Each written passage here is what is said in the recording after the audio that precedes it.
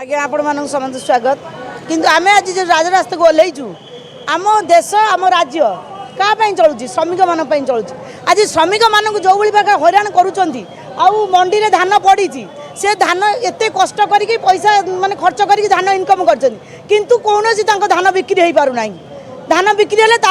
श्रमिक मान मारे चेष्टा कर ठीक उपाय ठीक दाम देना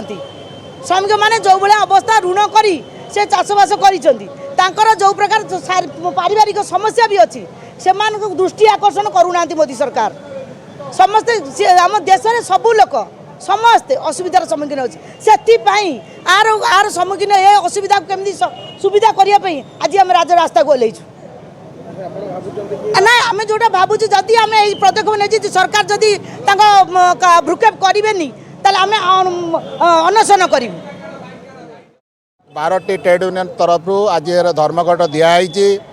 जो 4टी श्रम कोड अच्छी उच्छेद दाबी आज धर्मघट समाज आज श्रमिक यूनियन ओल्लैची श्रमिक मानकर जो रही सिक्यूरीटी रही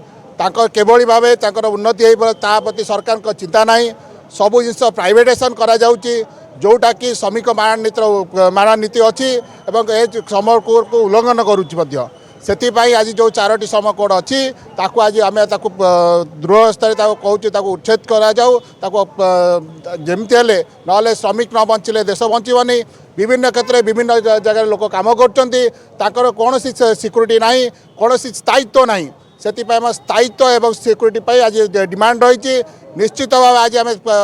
सरकार पाखे रखू दाबी रखू निश्चित 4टी श्रम कोड को उच्छेद करूँ श्रमिक बचातु यही आम नारा एवं मिलित ट्रेड तरफ आज धर्मघट आज सफल होती लोक शतपथ भाव आज जड़ित होती आज आम राजस्व को ओल्लैक आज चेतई देवा चाहूँ जदि आगामी दिन में नीति प्रणयन करती आहरी श्रमिक नीति करती आगामी दिन आहरी लड़े तीव्रतर हम आज्ञा देखु आज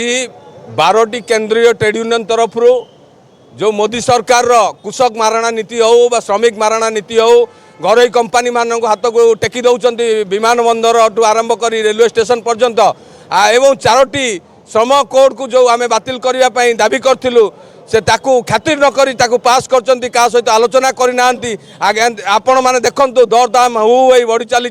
घरोईकरण आप विमान बंदर ठू आरंभ कर रेलवे स्टेशन एवं समस्त ऑफिस मानक आज पर्यंत आउटसोर्सिंग समस्त कर्मचारी मानक जो रखुंट तेणु एमती नहीं 16 दफा दाबी नहीं कि आम आज ये आंदोलन को